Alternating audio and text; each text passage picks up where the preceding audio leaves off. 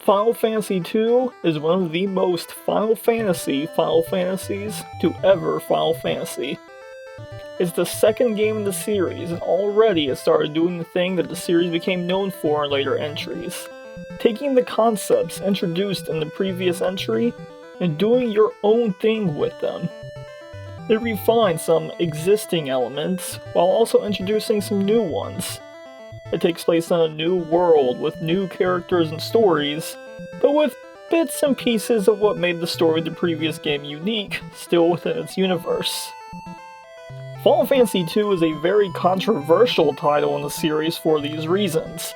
It was very experimental for its time period, and people debate on if it stuck the landing or not even to this day.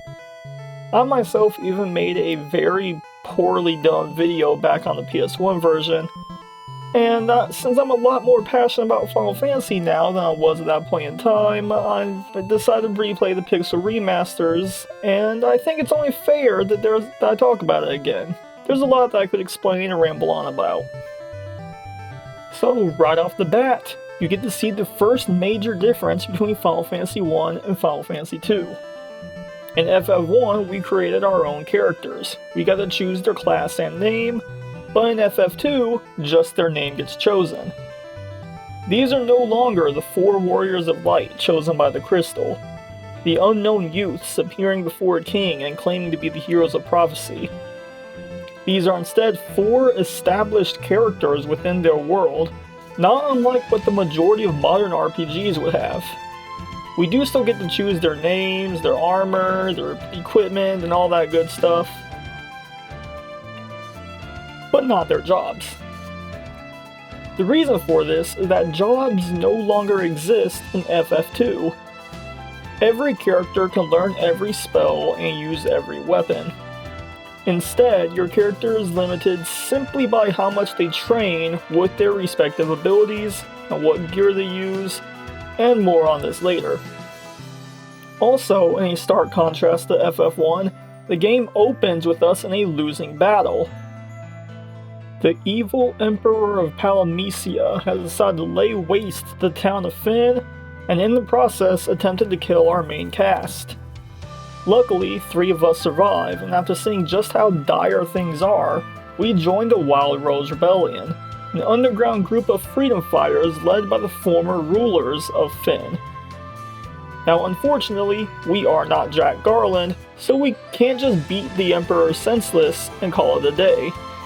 We have worse equipment than they do, many of us are not fighters, the main class included, and the Empire is in the process of building a super weapon to destroy anyone in their way. We need to work together to not only strengthen our army, but also weaken theirs, and this is how the Rebel Army's plan gets set in motion. It's a much more story-oriented game than Final Fantasy I was, and it introduced many concepts that we would see reused time and time again in future Final Fantasy titles. It may have abandoned the crystals as a central plot point, although they do still exist in some capacity. The ancient civilizations that were there but barely acknowledged in FF1 are once again barely acknowledged, but still important. However, this time, it's the inverse. Instead of a highly advanced civilization with, flying airships and fortresses, the ancient civilization in Final Fantasy II is implied to be more proficient and in tune with magic. The airship is no longer just an unlockable method of traversal that you obtain late in the game. It's now an established mode of transport within this universe, manned none other than by the very first Cid to ever grace the series, even though they did add a reference to Cid in re-releases of Final Fantasy I, we're not counting him. We also see the Empire's Dreadnought, a giant airship capable of destroying entire towns in seconds, and the Palamecian Empire itself even started the trend of this series having a villainous empire in almost every game. Even if there isn't an actual empire, there's something fulfilling that same role within the story there. They added the Dragoons, a Dark Knight, the Leviathan. The list really goes on and helps fulfill the point I opened in this video. This is the second game in the series, and already they are reinventing the wheel, while also adding plenty of staples that future games would then go on to use. But Final Fantasy was never just changing its storyline.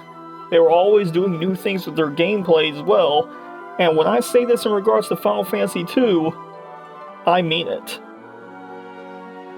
FF2 is still a turn-based game, just like its predecessor. However, going back to the previous point of not having jobs and letting any character use any ability, we also lack a leveling system. Final Fantasy II works exclusively on having every character with their own exclusive skill levels for every single weapon, stat, and spell. The specific details on how this works varies depending on which version of FF2 you play, but the TLDR is that you would want to level up your character's sword skill. You need to make them fight with swords. If you want to level up a fire magic skill, you have to make them use fire magic. If you want them to upgrade their healing spell, they need to use a healing spell, and you get the gist of it. This also applies to your regular stats though, not just weapons or skills. If you look at your character's health, for instance, the way they gain HP is to lose HP. The way you increase MP is to spend MP. The only way to level up your evasion is to get attacked. It sounds fine on paper. I mean, a character needs to increase their health. It makes perfect sense. As that character gets attacked in combat, they will become more proficient in combat and be able to take more hits. It's a very neat idea. However, it starts to get kind of confusing and broken very quickly. Very famously, Final Fantasy II players will talk about willingly letting themselves get hurt or punching their own team to increase stat growth. And while I don't think you necessarily ever need to grind, I can definitely understand why people would, once you factor in some of the more weird stats and the various types of enemies you'll face. Take the Coral enemy for instance. The Coral's accuracy is 7 hits, each with a 75% chance to hit. The Coral also has a chance to inflict instant death on any party member that gets hit, meaning that every Coral is a serious threat. Now, you might assume you can counter this by simply wearing a ribbon or something to prevent instant death, right? Well, no, the Coral's attacks count as physical hits, not instant death. So first you'll need to factor in how many times you will get hit. As we just established, the Coral will roll to hit 7 times, each one having a 75% chance to go through. So let's assume 4 of those hits will go through. Each one now counts as a physical hit, so Furion here will need to either dodge or block all 4 of those hits. Magic resistance, and by extension of this, accessories that resist instant death, will have no effect here, as it counts as a physical hit and not the instant death spell. As you can see the screenshot that I have posted here, Furion does not have 4 chances to dodge the hit, so he will be hit at least once unless he blocks it. If he does get hit, then he has a chance of dying. This is a bit of an issue, and it depends on which version of the game you are playing, as I said, because in some it's easier to grind evasion than others, but it's still a weird way for mechanics to work in comparison to literally any other Final Fantasy game, but especially because the game never really explains this. Some people assume having a 99% chance to dodge automatically means you're good, not paying attention to the fact their character only dodges twice per turn, and so now they're getting hit 6 times, and will die as a result. Outside of this weird combat system with stat growth that's been a meme for 3 decades now, the other big change to this game's structure is the fact that we now have guest party members. Characters who will join the party temporarily and fight alongside you during portions of the story. Many of these characters can fall into either an existing class from Final Fantasy I, or a future class that starts existing in the later games. A notable example of the latter is a Dragoon named Rickard Highwind, the first Dragoon in the series and whose armor and name many of the future Dragoons can take inspiration of.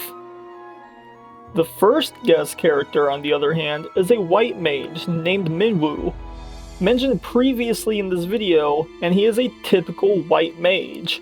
He has basically no skill with weapons, but he knows a bunch of high-level white magic spells, making him perfect for an early party member.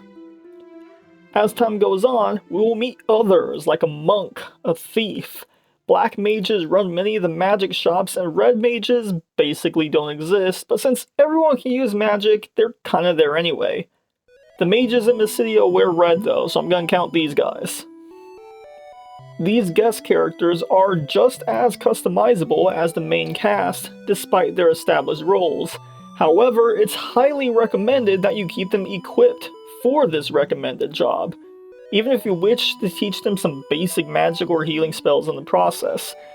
And speaking of magic, it also changed significantly between FF1 and FF2.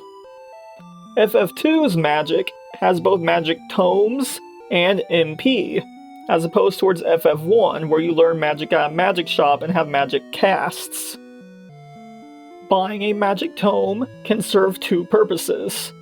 You can either use the tome as an item in battle, casting a mid to late game variant of the spell at the cost of losing the tome, or you can learn magic from the tome, granting you access to a level 1 variant of the spell that you can cast using MP, and you can now level up that spell a total of 16 times if you use it consistently.